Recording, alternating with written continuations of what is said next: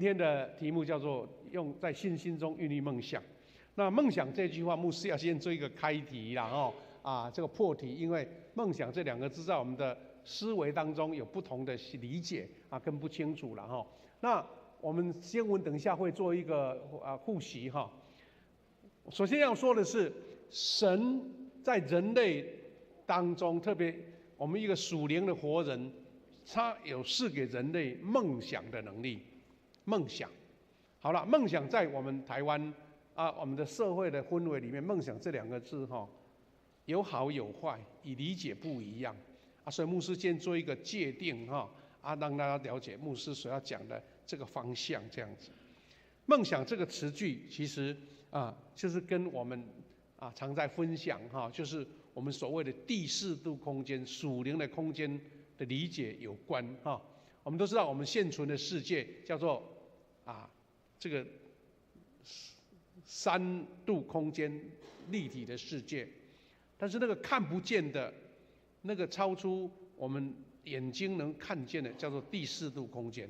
这是神给我们一个特别属灵的空间，这个空间就是我们梦想的空间所以我们常常在圣经里面有很多不同的词句比如说异梦异梦。那在圣经里面我们常常提到的圣经约珥书啦、使徒行传2章17节，他会讲说，少年人见异象，老年人做异梦，异象异梦，同样是在这个范畴里面。但是因为我们觉得梦想这两个字比较生活化，比较平民化比较不会被界定在好像这个是属灵的话语啦，或是属于圣经的语言啦，是我们一般生活上可以用到的那梦想比较可以从我们生活出发，但其实弟兄姐妹，我们一定会相关的词句，你一听你就了解说，在我们的生活上的用语蛮多的。比如说，特别是台语会有一种误差。我们说妄想，你听到妄想，会不会觉得讲这个话好像没什么实际，对不对？如果再讲更清楚，空思妄想，没听过吧？空思妄想是好的还是坏的？就觉得你这个人根本不实际啦所以妄想跟梦想就是不一样。妄就是一个王，有没有一个女妄想？那表示说这个人头脑有点怪怪的，都不切实际。其实我们讲的不是这一个，是我们圣经里面讲的异象、异梦。那我们有时候一个时代都有新的话语出来，比如说愿景，对不对？一个愿景，一个 vision 这个也算是一个比较属于正面健康的了我们之前曾经有一段时间有听到一句话叫"有梦上水"有梦上水，有没有？这个就有比较属于正面的一个鼓励的话语啦。那做一个开题目的是为了要让大家知道，上帝赐给人梦想的能力，这个话是一种非常积极正面的事正面积极的事这样子。好，主导文就这样说。我们常常每周都会练主导文，对不对？他说："愿你的旨意行在地上，如同行在天上。"什么叫旨意？其实旨意就是神的思考、神的念头，或者说神的意向，或者神的梦想。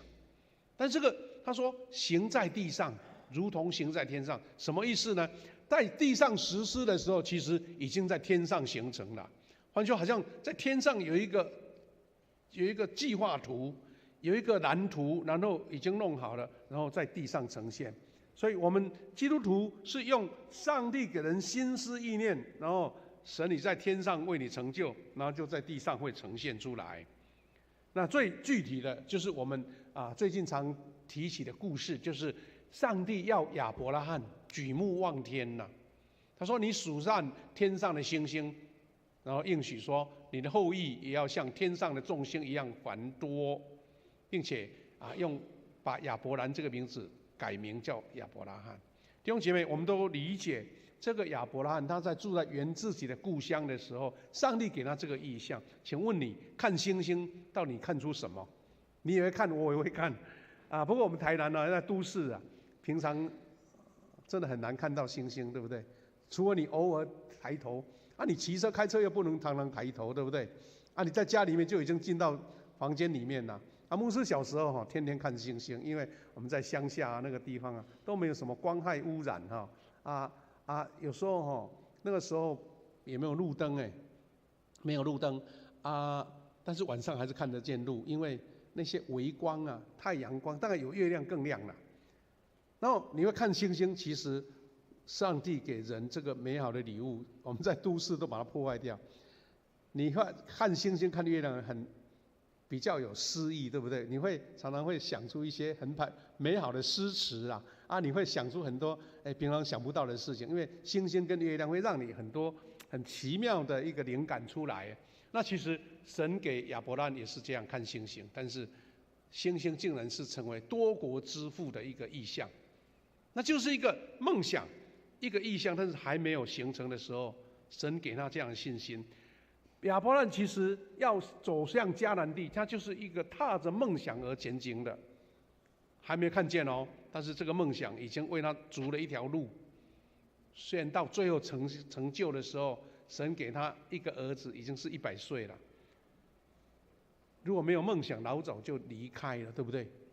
那这个是我们在理解这个梦想的一个概念，那我们就会很清楚牧师所要讲的这个主题。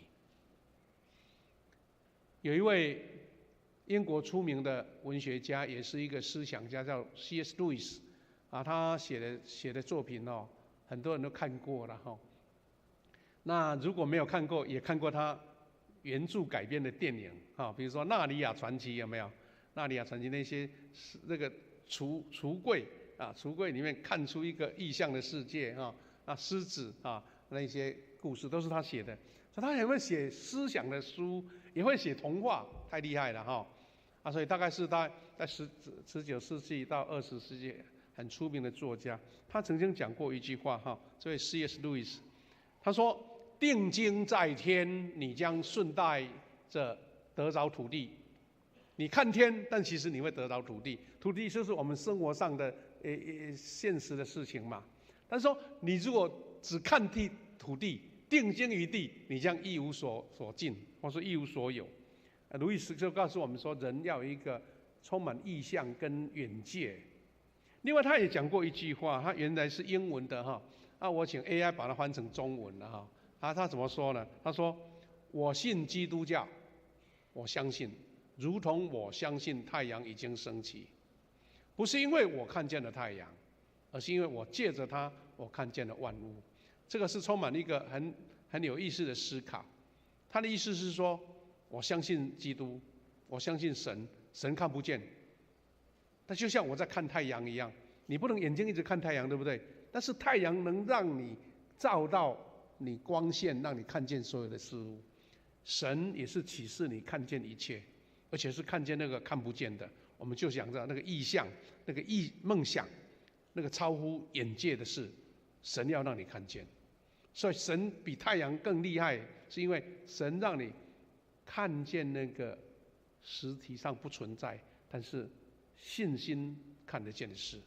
这就是 C.S. Lewis 给我们一个启示但其实为什么会讲梦想、意向、目标、盼望？什么事呢？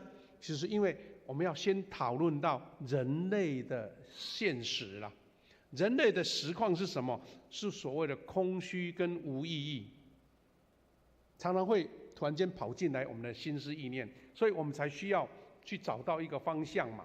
但是通常我们常会碰到有这样的现象，带来绝望的人生。所以世人所追求的是，因为转眼成空了。世界所提供的快乐，好比出现少时的云雾。所以我们刚刚读的第一段经文就在描述这个现象。传道书说：虚空的虚空，虚空的虚空，凡事都是虚空那中文圣经它是这么写的。刚刚第一段已经讲过了，我们看第二段他怎么说：人在太阳底下终生操作劳碌，究竟有什么益处？一代过去，一代又来，世界老是一样。发生过的事还要发生，做过的事还要再做。太阳底下一件新事都没有。就这个事情的理解也很有趣哦。这个世界就是因为那么稳定，对不对？一天过一天都是那么恒定，就像太阳恒星一样，我们这个世界才能存活啊。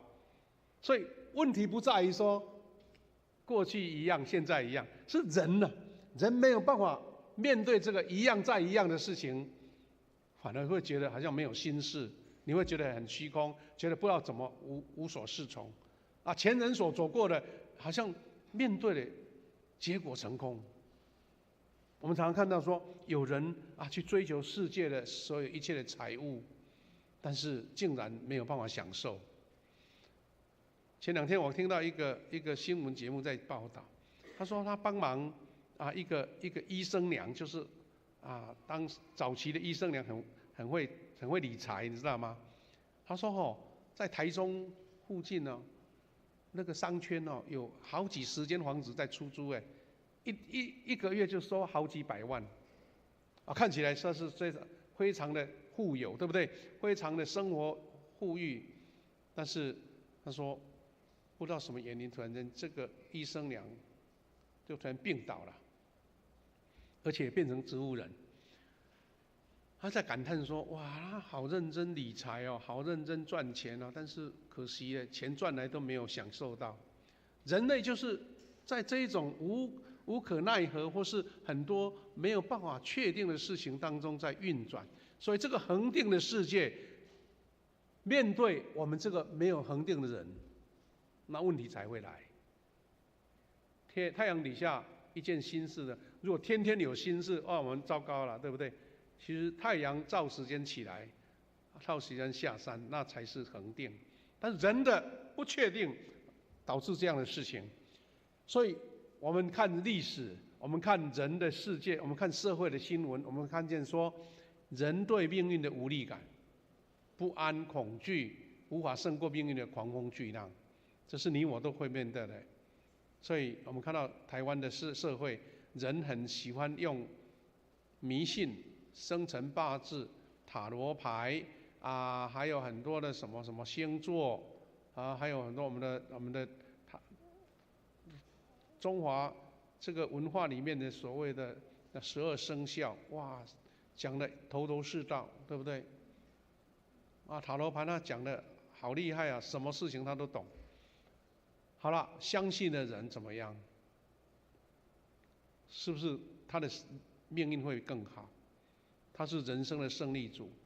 如果是有这样的事情，他老早都变成国师了，他老早就变成一个世界让人家追随的人，但是没有。所以世人呢，因为这样子，就在找出什么办法来克服这个人生命当中的绝望的状态啊，想出很多办法哦，不是没有想哦。从历史上啊，很多名人、很多圣人所提出的各种办法，都要让你尝试了。那有了克服绝望的方法，但是怎么用，有时候短时间有效，后来就没有用到了。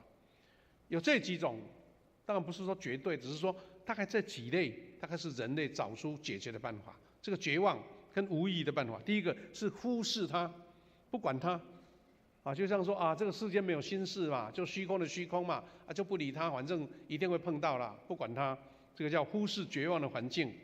因为虽然身边发生绝望的事，视而不见，好像我们常讲的沙漠中的鸵鸟躲避猎人而把头埋进沙里面。忽视有时候是不了解它的严重性啦，啊，好像得过且过，一天过一天这样子。那另外一种是怎么样？借由肉体感官的刺激享乐，来忘记人生的空虚。所以为了逃避绝望，人追求世上的欢乐，认为吃喝玩乐是人生唯一的意义，然后认为说反正人生只有一次嘛，就好好的享乐才是最有意义的。但是你知道吗？许许多多在夜店狂欢，或是借由很多肉体的刺激，或是药物的刺激、酒类的刺激，甚至毒品的刺激，到最后不只是身体被破坏掉，而且整个生命都被摧毁了。有一位在担任小丑的，或是当那个喜剧演员的，他觉得心里很苦闷，所以他就去找精神科医生说：“医生啊，能不能帮我的忙？我觉得人生还没什么意义哈，心情很难过，很愁苦，没有办法过日子。”那医生啊讲了好多，他听不进去，最后他勉强跟他讲说：“最近我们都市有一个马戏团，其中那个小丑很会表演，你去看他可能会给你快乐一点。”那个小丑跟他讲说：“我就是那个小丑，我就是他。”会带人家欢乐的人，自己本身不欢乐。前几天我才看到说，好像有一个喜剧演员YouTuber， 好像也没有办法去度过他的一生，所以就结束了自己的生命。有意识的表演或是风趣幽默，这是我们人的本能，没错。但是内心那个生命如果没有被解决，外表只是一个现象。就好像喝了一杯愁中会更愁，你会觉得好像一直忘记，其实没有忘记，更严重。这是人类普遍最多的啦我们大概知道为什么现在娱乐产业那么厉害所有大概美国最近不是在提出什么关税对等关税吗？因为他们怎么样？他们自己制造业都不做了，别人家帮他做物品，他们全美国大部分人都在做服务业。服务业的意思就是说，我帮你服务来赚钱。所以美国的娱乐产业啦、棒球啦那些运动产业厉害的不得了，但是那个只是暂时的呼喊在球场上大家欢呼，回去就疲累，没办法再解决。因为最代表性的人物就是20世纪出名的一个作家，叫海明威牧师这个年纪那个时候最流行海明威，因为那个时候台湾好像没有版权的概念，所以我们那个时候国高中生每一个人一本《老人与海》，而且都没有版权有看没懂，故事是很简单，但是看不懂什么意思这个就是海明威他用这本书得到诺贝尔奖原来是要经过人生历练的人才知道那个《老人与海》在写的故事是什么了他总之就是他能够看透这个世界，但他本身走不过，因为他本身是靠他虽然是这个名利都有了，但是还是走不出来。他用酒精、用性的淫乱来满足他自己的生命所以这个故事大家应该都很理解，就是这个海明威他是出生在其实是这个基督教家庭长大，父亲很虔诚的医生呢，而且很想要做宣教，母亲也很信仰成熟，要教导这个孩子。但是一个人的成长，我们没有办法去掌握他可能太聪明了，或是太敏锐了，或是他身体上有某种所谓的精神方面软弱的基因所以他就慢慢走向一个对无神论或是对信仰没有什么兴趣的。所以他得奖之后，看来是名利双收，但是他大概结了4次婚，都没有办法得到一个幸福。他甚至他很喜欢冒险，他很喜欢跑到非洲去打猎，搭了那个小飞机摔了2次，他还是不怕那人的奇怪这种性格就是反正越刺激越好摔了身体病痛他也没关系，但是他依然没有回到神面前来仍然过着那种酗酒这个陷入复杂的一种享乐的生活。但是虽然功成名就，但是心里老是不安。其实你知道很多作家他太敏锐了，他把人类没有想到的事情他都写得出来，但自己没有办法救赎自己。他有能力发掘人的困境，但是自己还是走向一个忧郁的情境，甚至曾经住过精神病院，接受电击方面的治疗。到最后他真的没办法走出来就是在1961年他用手枪自己自杀了。海明威这个出名的作家，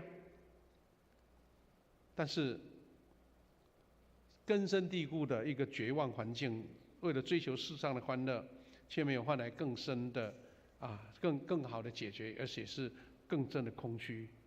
所以我们说世人追求享乐，这个就是一个很具体的代表。因为你说金钱也有了，名声也有了，啊，世界的享乐都有了，但是最后他还是没办法走过。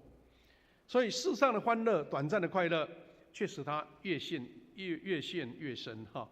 所以追求欢乐，其实没有办法治疗世人所遇到的绝望、盼望啊，绝望或是所谓的啊这种无意义的人生，因为用各种方法，有时候花钱又受罪，大概是这个现象。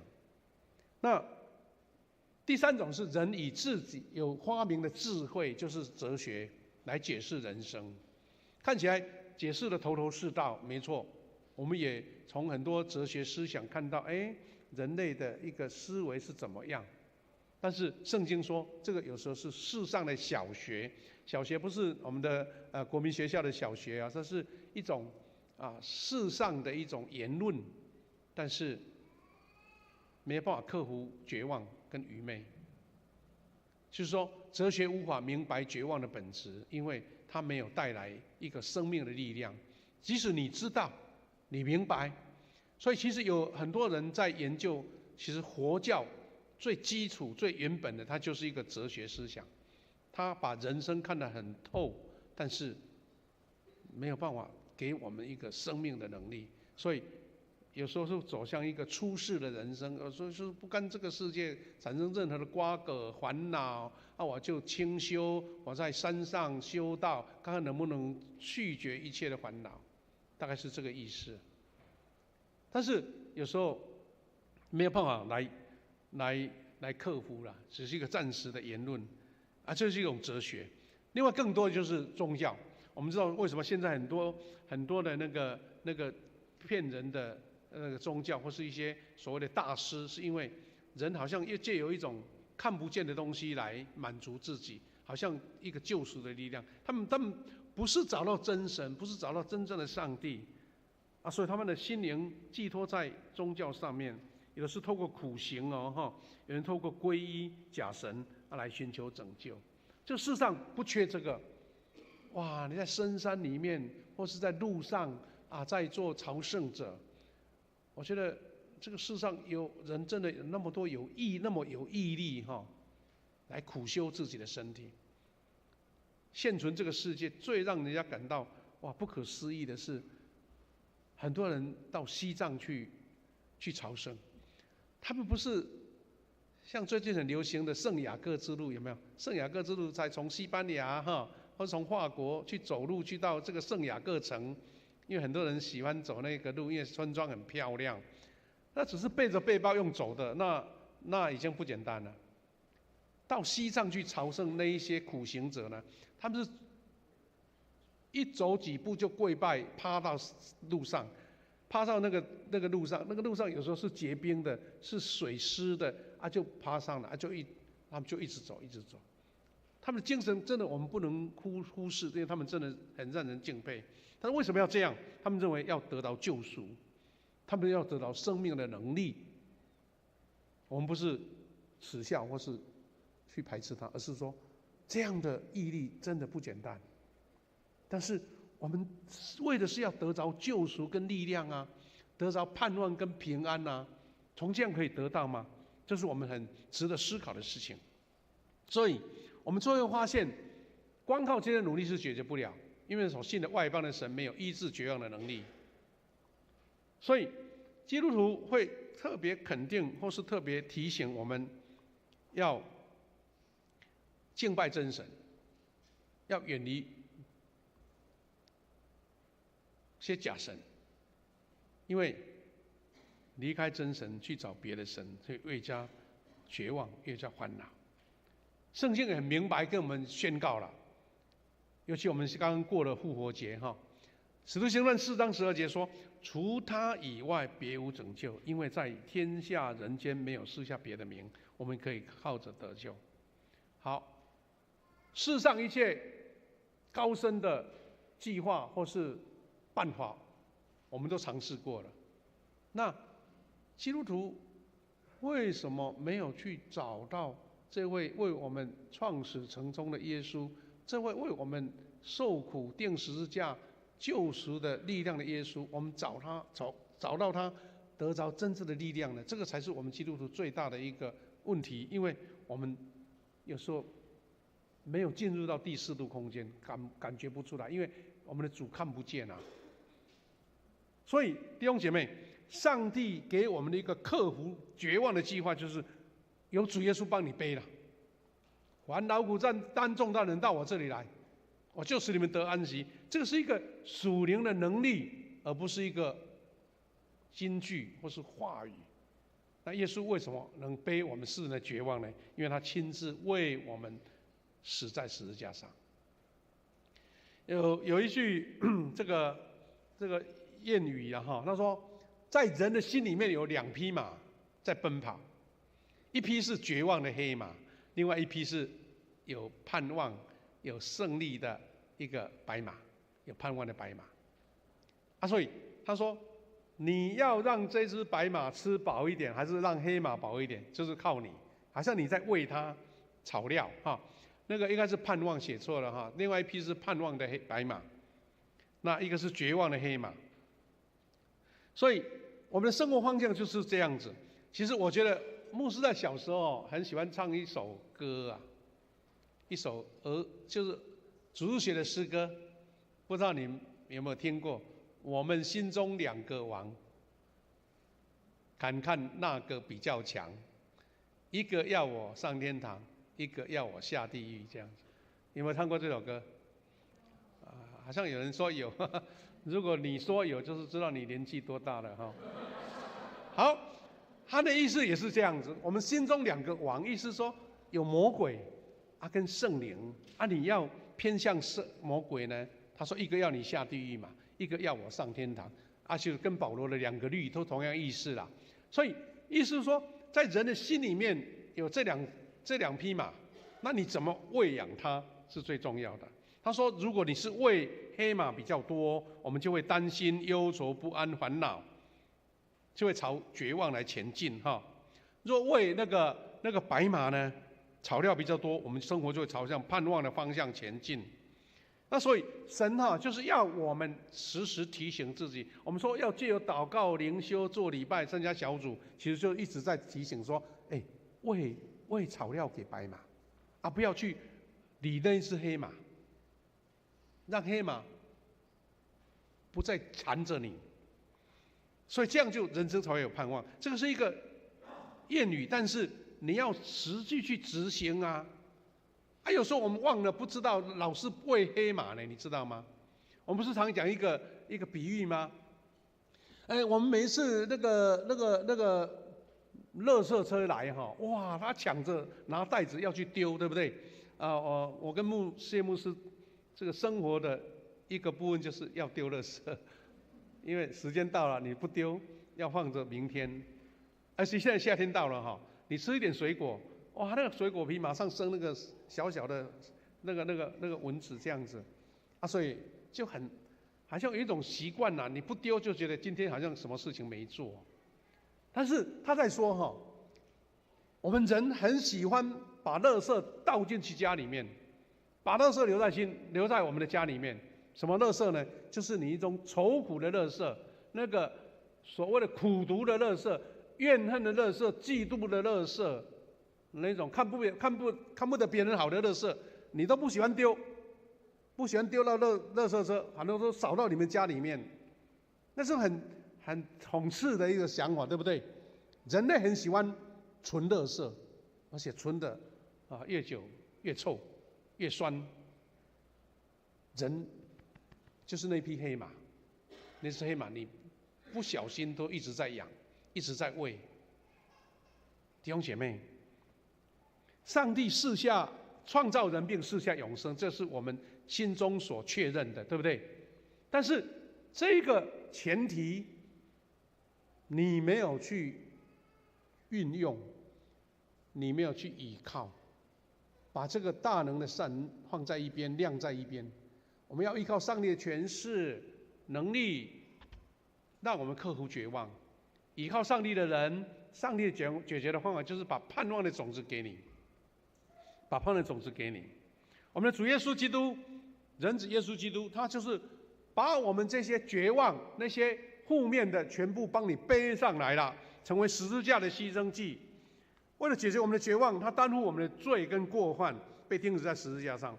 好，这个是一个理性的解释，对不对？但是一定要在你的生命产生作用。所以，为什么你要去追求？为什么要祷告？为什么你要历练、操练？我今天在做礼拜的时候，我看到2堂礼拜，他们带的诗歌真的很棒啊！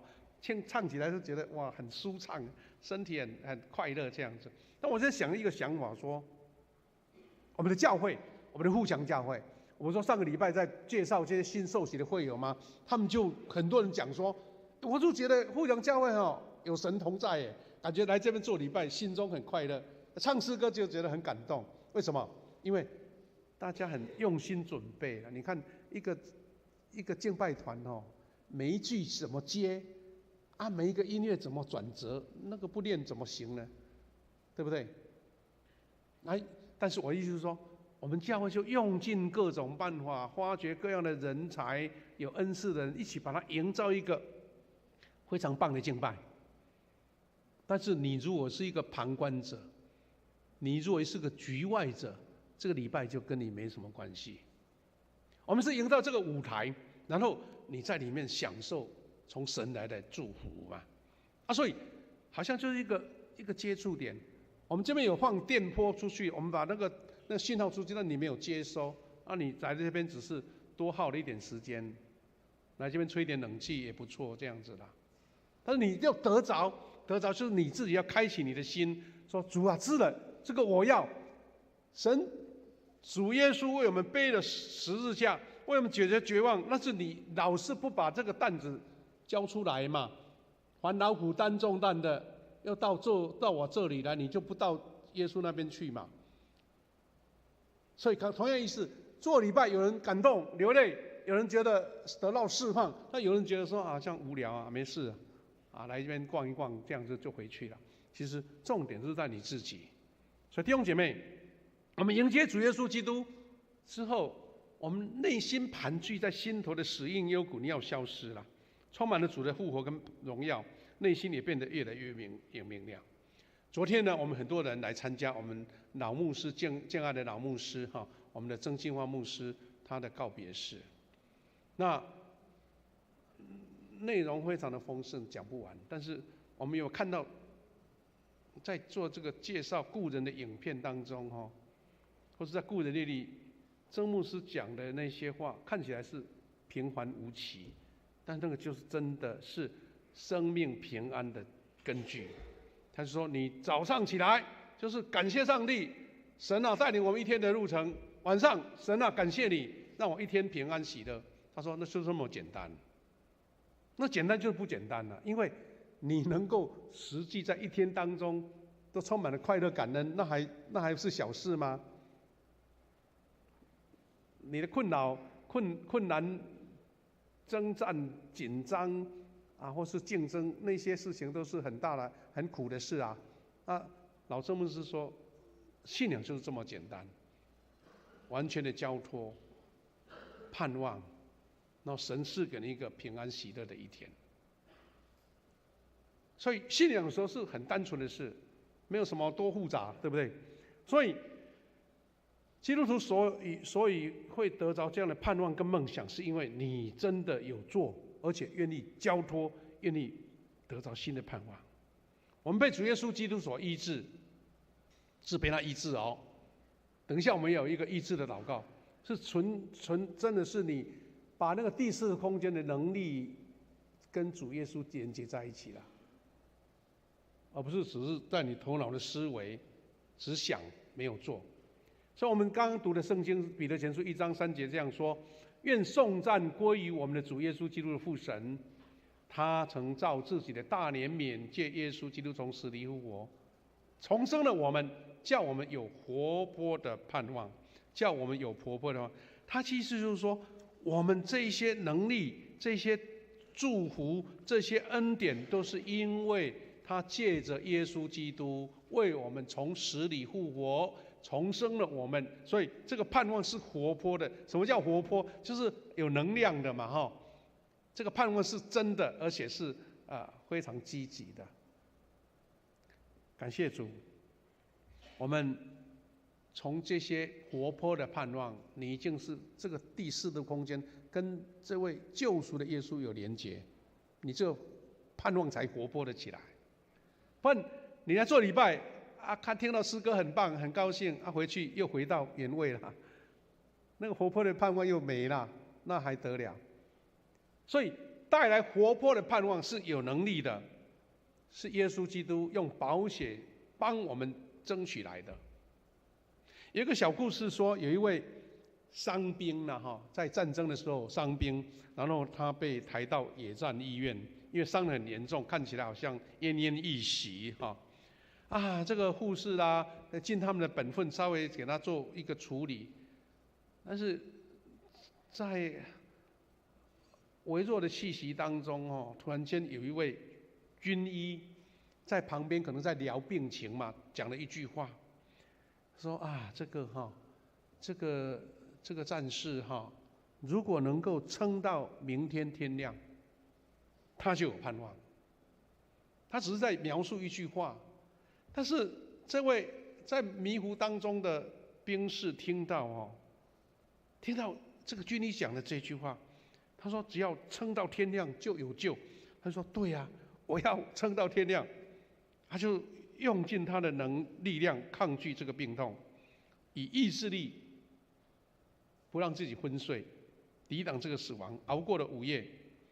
所以天刚亮的时候呢，他就看到说，他的身体里面流出一个热能出来，一个生命力。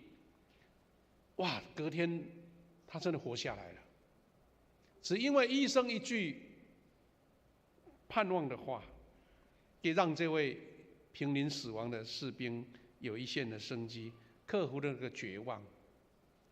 所以弟兄姐妹，你一定有看医生的经验，对不对？如果你对这些医生很有信心，对不对？觉得去找他，很多人都说，去看医生还没开药，还没诊疗，你就好一半了，有没有这个事情？真的有因为你看到医生就事情好像好了。牧师也常有这个经验，奇怪，有时候车子什么坏掉，跑到那个店里面说你帮我处理，说你没坏不知道为什么，明明就是车子不顺去那边那个师傅说没事。我们有盼望跟信心，这个是很奇妙的事情。医生他实质医治你的是按照他的专业，但是会不会好，跟你自己的盼望很有关系。所以我们常会讲说，在遇到医院里面，为什么需要一些这个关怀师，有没有在医院的牧师去鼓励去祷告，是因为你充满了盼望跟医治，你就会得着。就像等一下我们一起要来做医治的祷告。如果你说这是个例行公事啦，做一点仪式啦，蒙基斗一下你就没有这个决心。那神说好吧，那你就继续吧。是你有盼望跟决心，有这个意志力，这个跟你有关。所以我们的盼望是耶稣基督。当我们面对死亡，这是我们人类普遍的困境，但是我们的仰望主耶稣，就会得到新的生命。所以基督徒因为有耶稣，无论面对任何的情况，我们就不会灰心绝望，反而充满了盼望。这是我们因为主耶稣的救赎，我们走出这个绝望的世界唯一的方法。所以弟兄姐妹，我们一起在信心里面，把你这个梦想养育起来，壮大起来，而且去执行出来。弟兄姐妹，西方有一句谚语他说：拥有昆虫般的眼界的民族会灭亡，拥有老鹰般的视野，民族就会兴旺。意思是说，如果一个民族老是只在看地上像昆虫一样，那么的视野那么小，那当然就没办法去看到这个世界的成长这样子。那我们最常引用的故事就是以色列的百姓，他们逃离埃及，对不对？出埃及了，经过旷野，来到神所应许流奶蜜的迦南地。但是还没进去的时候，因为要探勘敌情嘛，所以摩西就派了12位探子在加利斯的地方暂行，然后进入到迦南地，探了40夜。好了，众人就期待说这一个探子回来会告诉我们什么消息了。没想到带回来消息是10-2，10个探子说：“哎呀，不好啊，不罗英啊，危险呐！那边的民族强盛又武力那么强，我们不要去啦，危险啦！”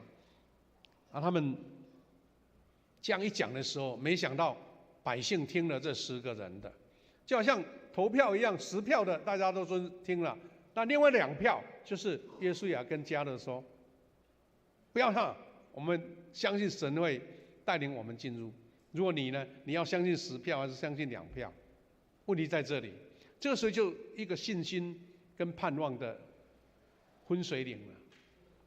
好，那我们都知道这个故事，牧师简短说，百姓都相信，认为无缘无故跑出埃及干嘛？来这边在旷野又遇到那么强盛的敌人，那进也不行，退也不行，那不得了了，完蛋了。但只有约书亚他这样说：耶和华若喜悦我们，我们就必将领进那地。他要把地赐给我们。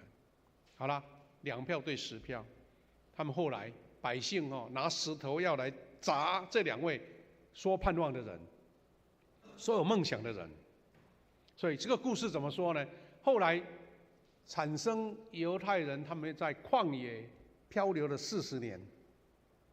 神因为在那个时候在会幕当中显现，把那10个报恶信的探子击杀了，然后又让这一群不信的百姓，到最后是什么结果呢？就在旷野漂流了40年，全部都死在旷野，只有迦勒，只有约书亚，他们顺利平安，带领了这一群在旷野出生的下一代，进入到迦南地。这是神给人类一个非常明确的一个回应，只有抱着盼望的约书亚跟迦勒进入。所以弟兄姐妹，我们说心怀盼望的人要得胜。盼望不是一个空思猛想的盼望哦，是确信这个事情要实现，我要亲手去执行，把它实现出来的。所以主爱跟这一群怀着盼望积极奔跑的人一同奔跑。虽然会碰到荆棘，好像蒺藜或是试炼跟苦难，但是刚强壮胆继续走下去。这个是对一个人，包括一个民族都是非常非常的重要。讲一个小故事来做一个结尾哈。在1864年发生了一个战争，就是当时的丹麦跟普鲁士王国举战争。丹麦因为在北欧又很弱小。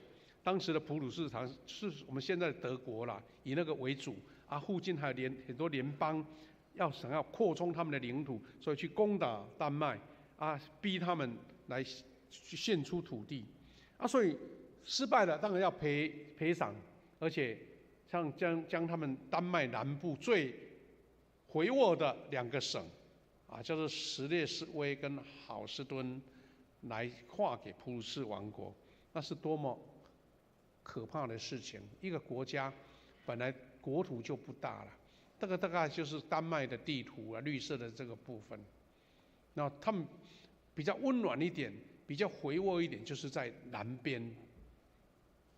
但是德国竟然说：“你要赔给我们这2个省，你们回到北部去了。”那就是当时攻打的路线他们德国跟联军应该好像跟奥地利那个时候都结合在一起往上打。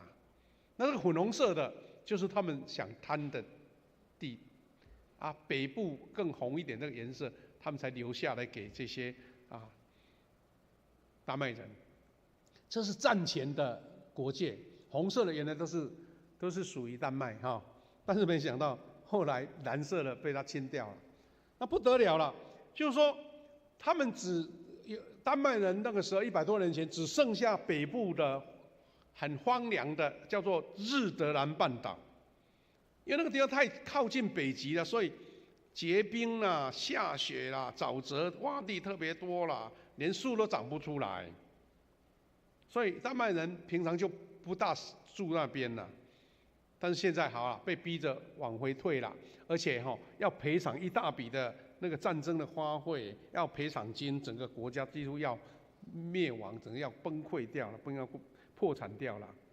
而且你知道战败的国这多么可怜，回乡的这些年轻人哦，没有盼望，伤的伤，战争的心理的伤害，所以整天喝酒，游手好闲，女人没有什么钱可以赚，只好卖身给外国人，勉强糊口。你看，在这种绝望的环境之下，丹麦人怎么活得下去呢？很多人都放弃了希望了，说绝了话，说不可能了，要死了，没办法。但是你知道吗？在这个环境里面，神差遣的人，有能力的人出来，有2个人来呼吁我们在绝望当中不能放弃希望。一个叫做葛隆维牧师葛隆维牧师，他是一个基督徒嘛，所以他就主张基督徒应站起来做模范，向逆境挑战，所以他就在那个时候推广爱神、爱国家、爱自然的运动，然后成立农村学校，用圣经改变人的思想，用盼望植入人心，振奋人民的精神。这位是葛隆维牧师。另外还有一个实际执行这个盼望的是谁呢？是一位空军退役上尉，叫达卡斯。他就是充满了正面的思想，盼望，怀着重新找回失去领土的盼望，开始怎么讲？现在我们已经战败了嘛，抢不回来嘛，我们就好好的努力经营这个人家看起来是荒凉之地，我们要把它重新改造，至少能生存。所以呢，荒凉土地怎么种树都种不好，树会干掉。但是他不放弃，一直研究，找人来研究种树的方法。这位是达卡斯上尉。到最后，他终于怎么样呢？把阿尔卑斯山那些杉木、那些树苗，竟然能够移植到他们这个德日德兰半岛，变成改良成功，就是能够在那边存活，而且在沿海地区呢，种植很多黄枫林那我们知道，风大。那个树木就长不出来嘛，所以有那个防风林的话，那就挡住海风，土地就不结冰，可以开始耕作。他又把那个洼地水抽出来，开垦成肥沃的土地。他说，因为这2个呼召、盼望的宣告，丹麦人没有气馁，没有放弃，没有失败。后来丹麦竟然成为一个世界前几名的农业国，而且摇身一变成为工业国家。你知道现在丹麦是世界收入最高的国家之一，而且呢，他们的什么世界什么幸福度老是排列前茅。你看，同样那块土地，有人觉得绝望了，没不法存活，但有人就是这样盼望。其实这个情境跟牧师生长的环境有一点关系。我们的故乡我们的李教授也一样，我们在澎湖长大。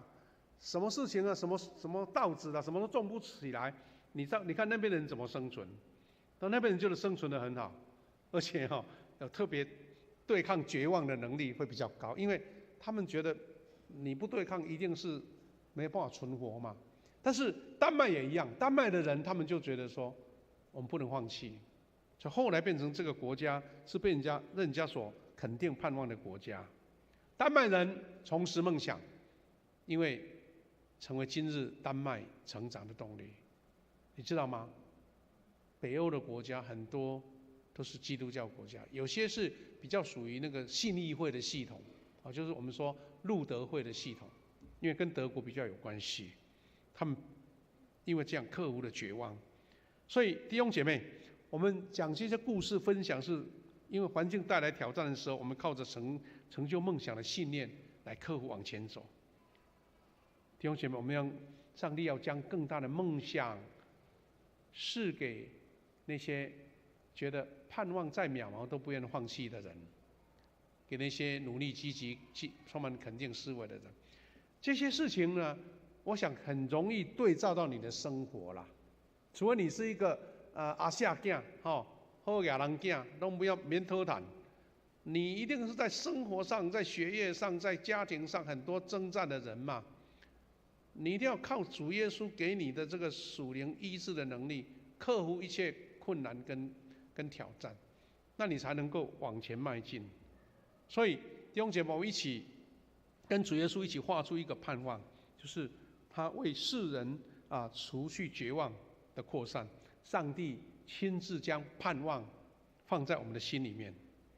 这个盼望就是主耶稣基督，也是我们为什么大力庆祝耶稣复活的原因。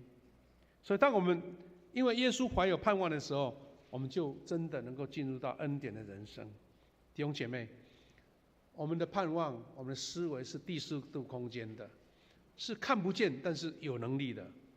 愿我们在座的每一位弟兄姐妹，你在你的灵修、你的祷告、你的敬拜、你的小组，你真的把你的盼望放在主里面，你就会看见这个梦想不是空思梦想，不是黑白想，而是一个可以实现的神要成就的梦想。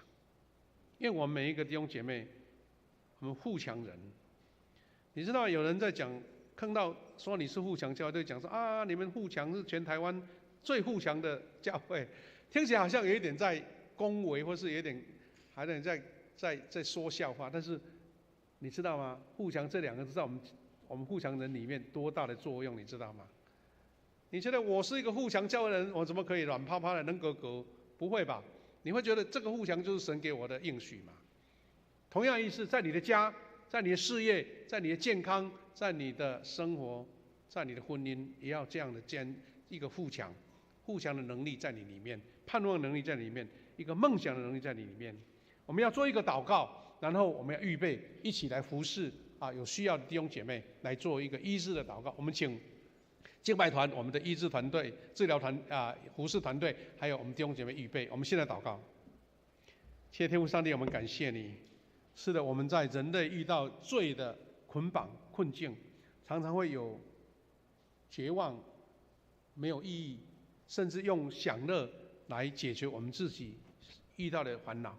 但是神啊，我们要归向你，我们要从神得着属灵的能力，去医治这个绝望。让我们怀着梦想，在信心里面，在信靠里面得到这样的梦想。主啊，将这样的梦想赐给每一位专心渴慕追求你的人当中。感谢祷告，奉耶稣基督的圣名祈求，阿们。弟兄姐妹，我们这个时候要请敬拜团队带领我们唱这首我们很熟悉的诗歌。